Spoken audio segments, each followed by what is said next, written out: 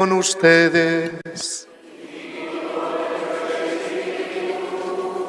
Lectura del Santo Evangelio según San Marcos. Gloria a ti, Señor. En aquel tiempo Jesús se llevó a Pedro, a Santiago y a Juan, subió únicamente con ellos a una montaña alta y se transfiguró delante de ellos. Sus vestidos se volvieron de una blancura deslumbrante, como nadie en el mundo podría blanquearlos. Se les aparecieron Elías y Moisés, conversando con Jesús. Entonces Pedro tomó la palabra y le dijo a Jesús: Maestro, qué bien se está aquí. Vamos a hacer 3 tiendas, una para ti, otra para Moisés y otra para Elías. No sabía lo que decía, porque estaban asustados. Se formó una nube que los cubrió y salió una voz de la nube: Este es mi Hijo amado, escúchenlo. De pronto, al mirar alrededor, no vieron a nadie más que a Jesús solo con ellos. Cuando bajaban de la montaña, Jesús les mandó: No cuenten a nadie lo que ustedes han visto, hasta que el Hijo del Hombre resucite de entre los muertos. Esto se les quedó grabado y discutían qué querría decir aquello de resucitar de entre los muertos. Palabra del Señor. Gloria y honor a ti, Señor Jesús. Pueden tomar asiento. En este segundo domingo de Cuaresma, el Evangelio nos muestra la transfiguración de Jesús en el monte Tabor, junto con 3 de sus apóstoles, Pedro, Santiago y Juan. Este milagro de la transfiguración de Jesús tenemos que entenderlo dentro del camino que Jesús, con sus apóstoles, iba ya hacia Jerusalén. Iban camino de Jerusalén. Y el Señor les había dicho: vamos a Jerusalén. Y allí el Hijo del Hombre va a ser arrestado, va a ser apresado, lo van a juzgar, lo van a maltratar, va a sufrir y va a morir en la cruz, y al tercer día resucitará. El Señor varias veces a los apóstoles les había dicho, les había adelantado cómo iba a acabar su misión aquí en este mundo. Pero a ellos les costaba mucho comprender qué era eso de la resurrección. Como judíos, ellos creían en la resurrección de las almas, pero el Señor les estaba hablando también de la resurrección del cuerpo, de la carne, como decimos nosotros en el credo: creo en la resurrección de la carne. Y por eso el Evangelio de hoy también dice que discutían a veces entre ellos qué querría decir aquello de resucitar de entre los muertos. Y entonces se quedaban solo con la parte del sufrimiento y de la muerte en cruz. Se quedaban solo con eso. Y eso también es una tentación para nosotros, quedarnos con un Cristo muerto, con un Cristo que es un muerto, un personaje del pasado que, como tantos personajes históricos, ha muerto. Y claro, si nosotros seguimos a Jesús como alguien muerto, si no creemos en un Cristo vivo, resucitado, pues nuestra religión es una religión sin esperanza. Y como diría San Pablo en sus cartas, seríamos los hombres más desgraciados si no creemos en un Cristo vivo, resucitado, en un Cristo que está más vivo que tú y que yo, porque Él es la vida misma. No es que Cristo está vivo así como nosotros, no, Cristo es la vida misma. Cuando el cristiano esto lo cree y con la gracia de Dios lo vive, entonces es una persona que tiene fe, que tiene esperanza y que va a vivir su vida desde esa relación viva, personal, con Cristo vivo, resucitado. Y entonces ya no va a ser cosa de cumplir, sino de amar al Señor. Entonces Jesús, para fortalecer a estos apóstoles y para que cuando llegara el momento de la pasión y de su muerte no se escandalizaran, ni se desanimaran, ni se desalentaran. Con todo y con eso sabemos que todos lo abandonaron y huyeron, que uno le negó, que otro lo traicionó y que solo de los 12 apóstoles quedó uno, el más joven, el apóstol virgen, el más joven, fue el que quedó con Cristo, junto con María y un grupo de mujeres. Que una vez más en la historia se demuestra que las mujeres son más fuertes moralmente que los hombres, que los varones. Allí había un grupito de discípulas con María al pie, siguiendo a Jesús en su pasión y al pie de la cruz. ¿Y los demás dónde estaban? Salieron huyendo. San Lucas dice, todos le abandonaron y huyeron. Bien, pues para que eso no ocurriera, el Señor coge a estos 3, que son los más cercanos a Él, y dice, vamos a ese monte, vamos allí a esa montaña, vamos a subir a esa montaña, vamos a orar allí en esa montaña. Suben al monte y cuando está Jesús allí con ellos, empieza a transformarse su cuerpo. Su cuerpo se volvió de una blancura deslumbrante, sus vestidos. ¿Qué está haciendo aquí el Señor? Está manifestando, está revelando a esos 3 apóstoles la gloria de su divinidad. Les está diciendo, soy Dios, no soy un hombre cualquiera, soy Dios. Y porque soy Dios, tengo poder sobre el infierno, sobre el pecado y sobre la muerte. Y esto que ustedes están viendo, les dice, es como si le dijera a los apóstoles, y estos que ustedes ven, es lo que va a ocurrir en mi cuerpo de carne, en mi cuerpo humano, después de la muerte, cuando llegue la resurrección.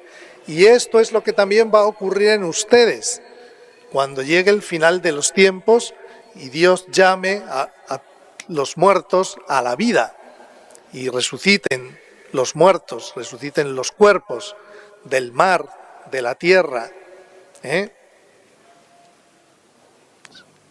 Será una nueva creación de Dios. Dios está por encima de todas las leyes. A Dios no le limita nada, porque ya estamos pensando, ¿verdad? ¿Y si mi cuerpo se lo ha comido un león? ¿Dónde está ese cuerpo? Pues les recuerdo que hay una ley científica que dice que en este mundo nada se destruye, sino que todo se transforma, ¿no? Y eso lo dice la ciencia, ¿no? Ahí está. Aunque se lo haya comido un león, ahí está tu cuerpo de alguna manera, ¿no? Y el Señor llamará a esos restos a la vida. Bien. Esto es lo que pretende el Señor, para que cuando llegue el momento de la pasión se acuerden de que la muerte no tiene la última palabra, ni la injusticia con la que condenaron a Jesús, ni los azotes, ni la flagelación, ni la coronación de espinas, ni la muerte de malhechor en la cruz no tienen la última palabra. La última palabra la tiene Dios resucitando de entre los muertos. Y de esa manera venciendo al pecado, al infierno y al y a la muerte. Pero el Señor, además de esta lección, les quiere dar otra lección. Y entonces aparecen dos personajes que ya estaban muertos, el profeta Elías y Moisés. Aparecen las almas de Moisés y de Elías, los apóstoles las ven, ¿y qué les está diciendo el Señor con eso? ¿Y qué nos está diciendo a nosotros el Señor con eso? Pues imaginemos Cristo en el centro, blanco, resplandeciente de luz, y a un lado Moisés, a quien Dios dio la ley, les dio los mandamientos como unos mandamientos, unos mandatos de vida. Dios nos da los 10 mandamientos para que nosotros los cumplamos, y cumpliéndolos, pues vivamos con dignidad de personas. Porque si no cumplimos los mandamientos, nos convertimos en delincuentes. Si no cumplimos los mandamientos, nos convertimos en asesinos, en ladrones, en envidiosos, en mentirosos, en calumniadores, en lujuriosos, en fornicarios, en adúlteros, en ateos, hombres y mujeres sin temor de Dios, ambiciosos. Y así nadie es feliz, ni nadie puede hacer feliz viviendo así. Por eso el Señor dice, como ustedes son pecadores, necesitan esta ley. Por tanto, lo que Dios nos manda es para nuestro bien. No tenemos que pensar que es que Dios viene aquí a fastidiarnos la vida. Pues si la vida ya no la fastidiamos nosotros, a nosotros mismos, con nuestro egoísmo. Dios viene a dar dignidad a nuestra vida humana. Pero Jesucristo dice, yo no he venido a abolir la ley, sino a darle plenitud. Y entonces ahora, para nosotros cristianos, esos 10 mandamientos no es cuestión de puro cumplimiento, sino de cumplir eso por amor. Y donde hay amor, no cuesta tanto el cumplir. Si un esposo ama a su esposa, la quiere de verdad, lo que le diga a su esposa lo va a tener en cuenta. O lo que le pida, siempre que le pida algo bueno, claro está. Aunque le cueste, por amor a ella, lo va a hacer. Lo va a hacer. El amor es más fuerte que la misma ley. Un hijo bueno, cuando tiene que obedecer a su padre, a su madre, aunque le cueste, porque siempre está el egoísmo ahí, en nosotros, aunque le cueste, lo va a hacer, va a obedecer, porque lo va a hacer por agradar a su papá, por agradar a su mamá. ¿Ven? Entonces ahora, desde Cristo, ahora los mandamientos tenemos que vivirlos, que cumplirlos en esa clave, por amor a Dios. Mira, por amor a Dios no robo, por amor a Dios soy fiel en mi matrimonio, por amor a Dios digo la verdad, por amor a Dios controlo mis pensamientos, controlo mis palabras, por amor a Dios lucho contra las tentaciones que me vengan de envidia, de ambición, por amor a Dios lucho contra la soberbia, el orgullo, el rencor, el resentimiento, por amor a Dios, por amor a Dios. Y cuando se ama al Señor, por no ofender a Dios, entonces la calidad de nuestra vida es superior. Pero para eso hace falta fe, claro. Porque para amar a Dios hace falta fe. Si uno no tiene fe en Dios, si uno no tiene confianza en Dios, si uno conoce muy poco a Dios, ¿cómo le va a amar?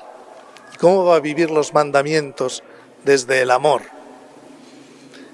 Y aparece también el otro personaje, Elías, que es el profeta, y está representando a todos los profetas. La palabra de Dios vino a este mundo a través de los profetas en el Antiguo Testamento. Pero aparece Jesucristo, y Jesucristo no es un profeta más. Jesucristo es muchísimo más que un profeta, porque los profetas hablaban el nombre de Dios y daban la palabra de Dios y denunciaban el pecado, pero Jesucristo es Dios mismo, es Dios con nosotros. Él es la palabra de Dios. Su persona es la palabra de Dios y todo lo que Dios nos tenía que decir nos lo ha dicho ya en Cristo. En Cristo. Entonces nosotros escuchamos la palabra de Dios desde Cristo. Cuando se nos proclaman lecturas del Antiguo Testamento, de la ley y los profetas, de los salmos, etc., cuando nosotros leemos la Biblia en el Antiguo Testamento, tenemos que tener presente a Cristo, porque Cristo es la luz que ilumina el sentido de las Sagradas Escrituras del Antiguo Testamento. Y hay que darle el valor que les daba Cristo a los escritos del Antiguo Testamento. Por eso siempre se aconseja a uno que dice, yo quiero leer la Biblia. Yo nunca he leído la Biblia. ¿Empiezo por el primer libro y acabo por el último? No. Lee los Evangelios, las cartas de los apóstoles. Y porque eso es la palabra del Señor que nos da Cristo. Y desde ahí, luego ya, si quieres, lee el Antiguo Testamento. Te vas a dar cuenta que muchas cosas del Antiguo Testamento están superadas. Y ya Cristo no nos manda que vivamos todas las cosas que se dicen en el Antiguo Testamento, sino lo más importante. Ahora, si no conocemos el Evangelio, si no conocemos la palabra de Cristo en los Evangelios y en el Nuevo Testamento, pues claro, tenemos el peligro de leer el Antiguo Testamento dándole el mismo valor que al Nuevo. Y entonces no lo leemos como cristianos, sino como judíos. Y nosotros no somos judíos, somos cristianos. Los adventistas, por ejemplo, que andan siempre hablando del sábado y que arriba el sábado y que no hay que comer chancho y no sé qué les pasa a estos? Que como no creen que Cristo es Dios, pues entonces ellos leen el Antiguo Testamento y piensan que todo lo que dice el Antiguo Testamento tenemos que ponerlo por obra. Y se equivocan. Además, ellos tampoco ponen en obra todo el Antiguo Testamento. Porque si como ellos dicen hay que obedecer toda la palabra de Dios en el Antiguo Testamento, tendría que circuncidarse. No solo celebrar el sábado y abstenerse de algunos alimentos, tenían que circuncidarse también. Tendrían que poner en obra todas las leyes litúrgicas que hay en los libros del Antiguo Testamento, en el libro de Números, del Levítico, etcétera, ¿no? Por eso nosotros tenemos que conocer al Señor, conocer la palabra del Señor. Además, el Evangelio de hoy también nos dice que apareció una nube, que es un signo de la presencia de Dios en la Biblia, y que salía una voz de la nube y que decía, este es mi Hijo amado, escúchenlo.